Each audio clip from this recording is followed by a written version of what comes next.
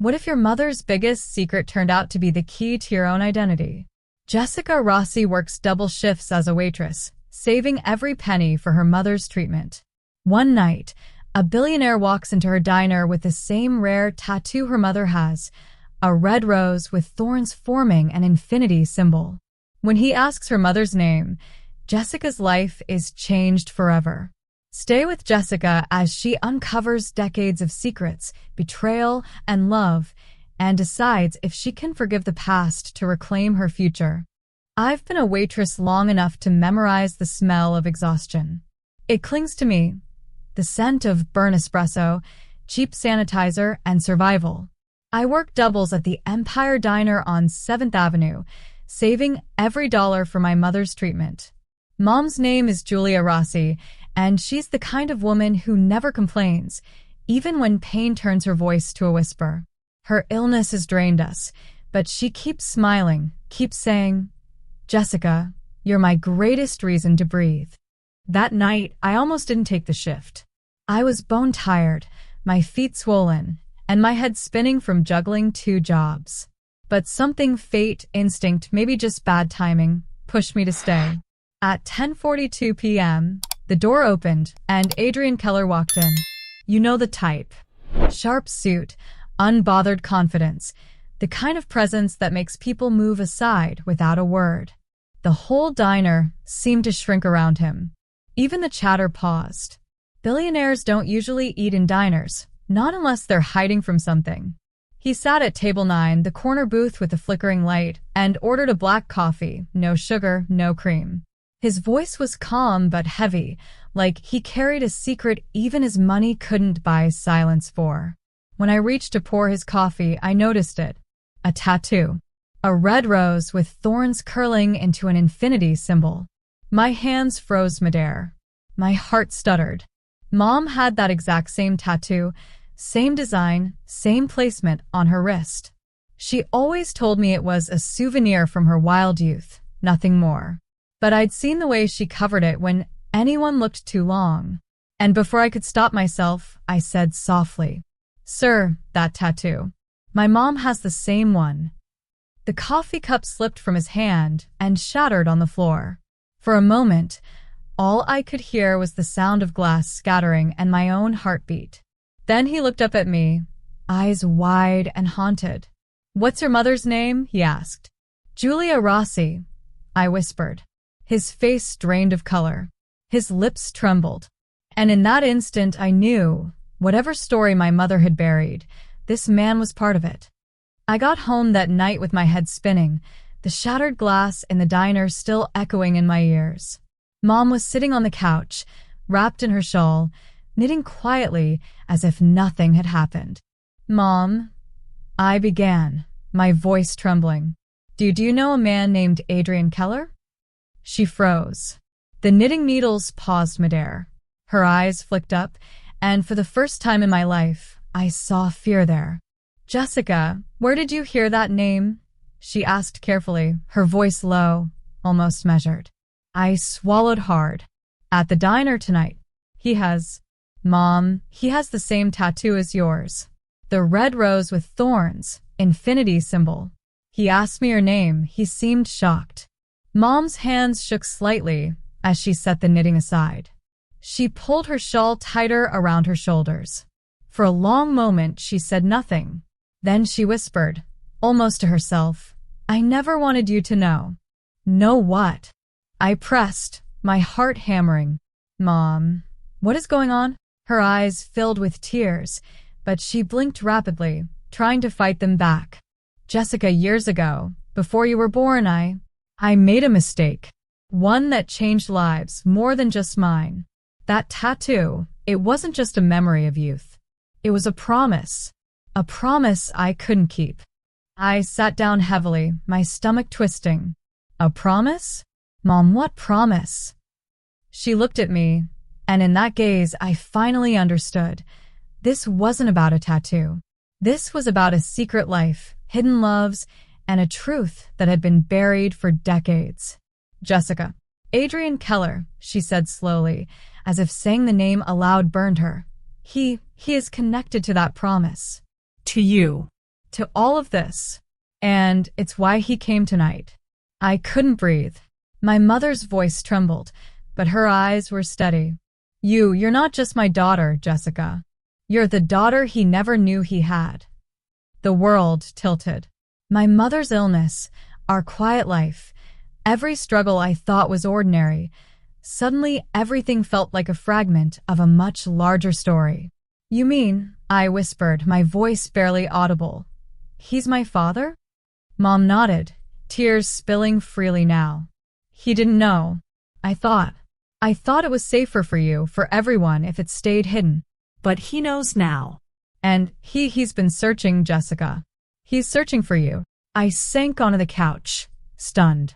All those nights of double shifts, all the whispered prayers for Mom's health, all the small, careful steps of our ordinary life, they were now part of a story much bigger than me. And for the first time, I understood.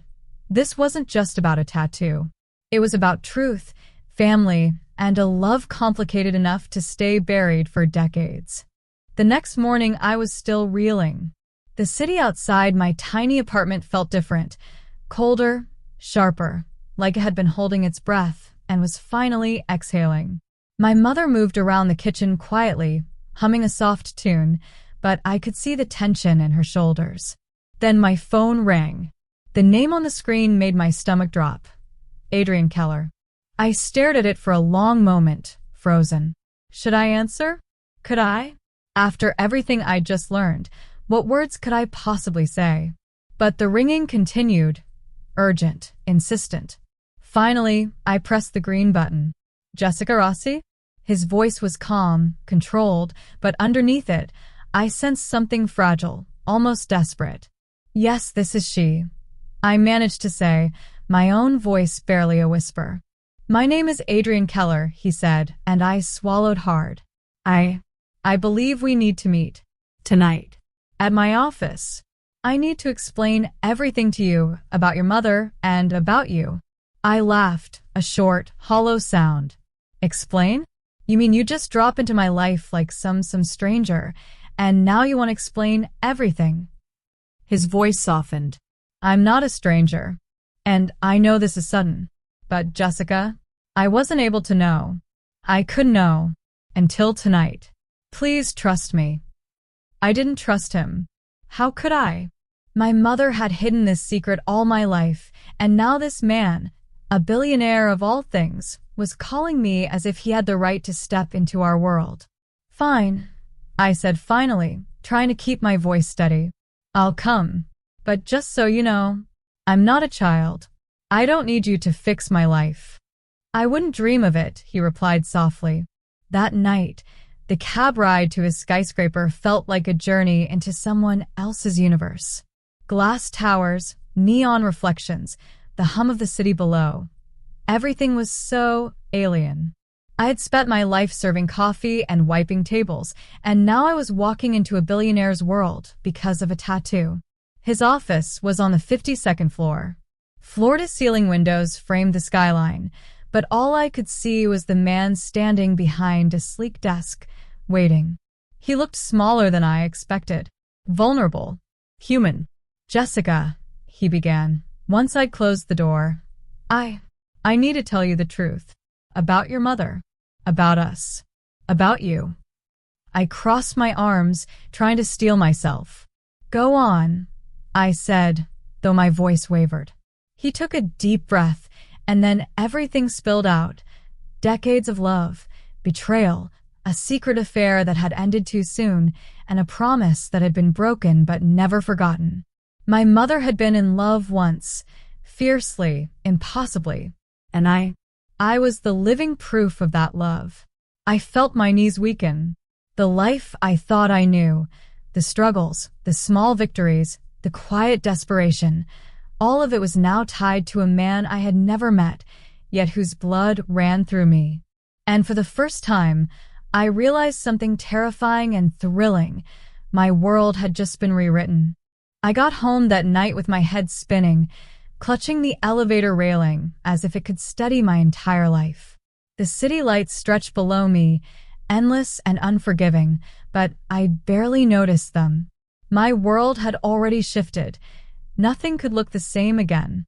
Mom was sitting at the kitchen table, a cup of tea steaming in her hands. She didn't speak at first, just watched me, as if she already knew the questions I was about to ask. "Mom," I began, my voice trembling. "Tonight, Adrian, he told me things. About you. About him. About me." Her hands tightened around the mug. I know," she whispered. "Then why didn't you tell me?" I demanded, though part of me hated my own tone. Why did I have to find out like this? Why was I left in the dark my whole life? She looked away, tears brimming but unshed. "Jessica, I wanted to protect you. I thought if you never knew, you could have a normal life. I wanted you safe. I didn't know how to tell you that your father, Adrian, that it would change everything." I sank into the chair across from her. "Safe? I've been saving money for your treatment, working doubles, living this life thinking it was all I had. And all along, you kept a man and a part of me hidden." She reached across the table, her hand shaking as it hovered over mine. "I did what I thought was right. He never knew, Jessica. And when he left, I didn't want to force you into a world of wealth, expectations, and complications you didn't ask for." My chest tightened. Part of me ached with anger. Part of me ached with longing. I had so many questions, and yet I felt like asking them all at once would shatter us both. "Mom, does he know about me now?" I asked softly. "Yes," she whispered. "He knows. That's why he came tonight. He wants to see you, to make things right if he can." I looked down at my hands, trembling. Every moment of my life, every shift, every sleepless night, had led me here, and yet part of me wanted to run. Part of me wanted to scream, to shake the world until it made sense. Finally, I lifted my gaze. I don't know if I want to forgive all of this so easily, but I need to see him. I need to know what kind of man would leave this much pain behind, and why. Mom nodded slowly. "I understand. Just promise me one thing, Jessica. Promise me you'll protect yourself. And your heart." I swallowed hard, feeling the weight of her words. For the first time, I realized that forgiveness wasn't about them. It was about me, about reclaiming my life from secrets and lies that had no right to define me. And in that moment, I made a quiet decision. I would face Adrian Keller. I would confront the past. And I would determine the future, not as a hidden daughter, not as a waitress, but as Jessica Rossi. The next evening, I found myself standing in front of Adrian Keller's office. Once more, the glass doors reflected a version of me I barely recognized, tense, cautious, yet unafraid. The city below glimmered like a river of secrets, and I realized I was about to wade into a flood I might not be able to control. When the assistant led me into the office, he was already there, standing near the window. The city lights cast a sharp silhouette around him, but when he turned, I saw the lines of age, worry, and regret etched into his face. He was not the flawless, untouchable man I had imagined. He was human. "Jessica," he said quietly, and for a moment, I just stared. There was something tentative in his tone, like he feared my reaction as much as I feared his presence. I have questions," I said bluntly. "A lot of them." He nodded. "And I will answer all of them if you let me." I crossed my arms. "Then start from the beginning. Why my mother? Why me? Why leave everything hidden?" He sighed, running a hand through his hair. "Julia, your mother and we loved each other. It was complicated, reckless, beautiful, and forbidden in ways I can't explain without hurting her or you. When circumstances forced us apart, I had no choice. I thought I was protecting her, and I thought I was protecting you. I was wrong." My hands trembled. "Wrong? Wrong doesn't even begin to cover it. You left her sick, alone, and you left me thinking I was just some ordinary life with ordinary problems. You erased a part of me that was yours. He flinched. I never forgot. Not a day went by that I didn't think about what could have been, about what I lost. And then tonight when I saw you and you mentioned the tattoo, his voice broke, just slightly. I realized I had a chance to make it right. I swallowed the lump in my throat. And now? What do you want from me? He stepped closer, his eyes earnest. Nothing. I don't want to erase your life or the struggles you've endured. I only wanted you to know the truth. You deserve that. And I wanted to say that I am sorry, deeply, completely sorry for the years I wasn't there. For a long moment, silence hung between us. The city hummed below, but inside that office, time seemed to freeze. Part of me wanted to throw my anger in his face, scream at him for every moment of lost love, every sacrifice made in his absence. But another part, a quieter part, wanted to understand. Finally, I spoke, my voice steadier than I expected. I don't know if I can forgive you. Not yet. But I hear you, and that's a start. He nodded, a weight lifting slightly from his shoulders. That's all I ask. And Jessica, for whatever it's worth, I am proud of the woman you've become.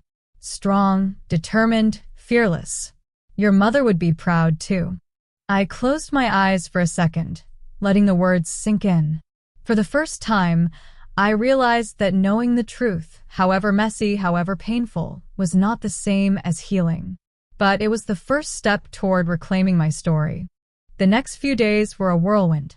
My mind kept replaying the meeting with Adrian. Every word, every pause, every look in his eyes. Part of me wanted to deny it all, pretend it was a dream, a story my imagination had invented to make my life more dramatic. But the tattoo on my wrist, the one I had touched almost instinctively, reminded me that this was very real. Mom watched me carefully. I could see the tension in her, the worry that I might crumble under the weight of a life I hadn't chosen. But I surprised both of us. I'm not going to let this control me, I said one morning over breakfast, my voice firmer than I felt. I've spent my whole life saving for you, working, surviving. I can't let a secret from the past, let someone else's choices, dictate my future. She reached across the table, her hand brushing mine. Jessica, I'm proud of you. You've always been stronger than I could have imagined. I smiled faintly, a little of the tension leaving me. Then it's time I take control. My life. My choices. And yes, even my connection to Adrian. But on my terms. I started making small changes immediately. At work, I stopped letting exhaustion define me. I spoke up to my manager, asking for shifts that fit better with Mom's treatment schedule.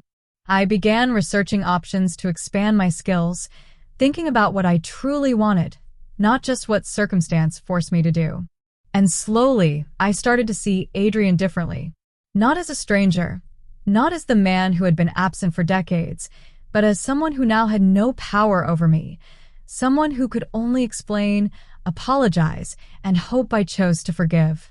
When I met Adrian again a few days later, I wasn't trembling or angry. I was calm, steady. I listened, asked questions, and for the first time, felt that I could interact with him without losing myself. I want to understand everything, I said. But I also want you to know, my life, my choices are mine. Not yours. Not my mother's. Mine. He nodded, a small smile breaking through the tension in his eyes. I understand, Jessica, and I will respect that, always. That night, as I tucked Mom into bed, I felt a strange sense of peace. We had walked through fire, hidden truths, lies of the past, absent fathers, stolen time. And yet here we were, not unscathed, but unbroken. For the first time in years, I realized that discovering the truth didn't have to destroy me. It could empower me.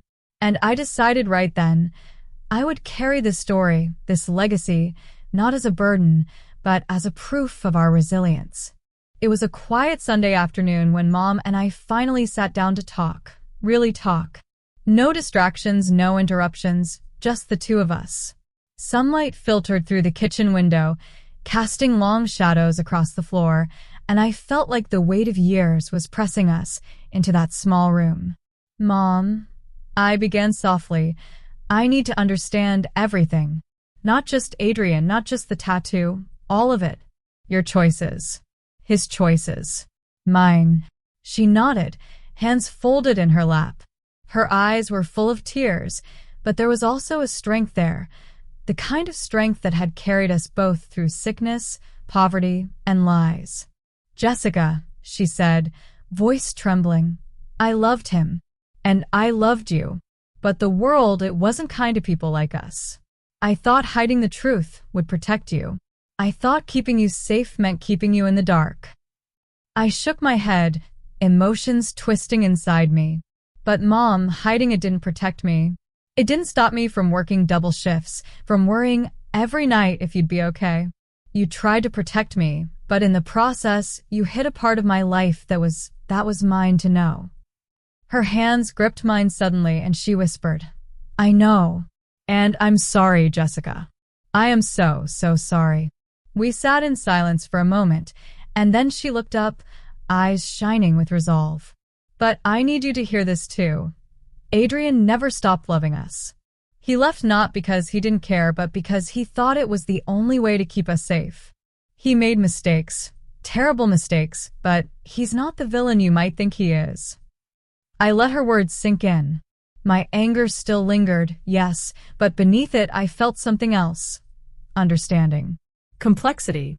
Life isn't black and white, I realized. Love isn't always neat. And forgiveness isn't weakness. I think I'm ready," I said finally, ready to let the past stay where it belongs and take what I can from it, the truth, the strength, and the choices that are mine. Mom smiled, relief washing over her face. "You've always been brave, Jessica. Braver than I could have ever imagined. You'll carry this story with dignity. You'll heal. You'll live." And in that moment, I felt it. The weight of secrets lifted, the burden of years gone, and a quiet peace settling in my chest. I wasn't just Jessica Rossi, the struggling waitress. I was Jessica Rossi, daughter, survivor, and keeper of the truth. The weeks that followed were quiet, but in that quiet, I found strength. I no longer felt the constant ache of hidden truths pressing down on me. Mom and I had rebuilt a small, steady rhythm in our lives, doctor appointments, groceries, and nights where we simply sat together, talking about everything and nothing. And Adrian? We didn't rush into anything. He respected my boundaries, my pace. But we spoke more openly now, without fear or pretense. I saw a man who had made mistakes, yes, but who also carried a deep love and remorse that time couldn't erase. One afternoon, I found myself back at the Empire Diner. The aroma of coffee and baked bread was comforting, grounding. I poured a cup of espresso, listening to the hum of the city outside, and I realized something profound. My life was mine. The past could shape me, yes, but it no longer defined me. Mom came in, her shawl wrapped around her shoulders. She smiled as I handed her a cup of tea. "Feeling better?" she asked. "I am," I said. "For the first time in years, I really am. We've been through so much, but we survived. Together." She reached for my hand, squeezing it gently. "And you've grown into a remarkable woman, Jessica. Strong, courageous, and compassionate. You carry the truth with dignity." I smiled, looking out the diner window at the bustling streets of New York. For decades, secrets had tried to cage us. The hidden daughter, the absent father, the choices made in fear and love. But now, the cage was gone. We were free. That night, I sat with my mother, holding her hand, and whispered a quiet thank you, not just for her sacrifices, but for showing me that even in a life filled with shadows, there is always light. And as I finally slept, I felt at peace.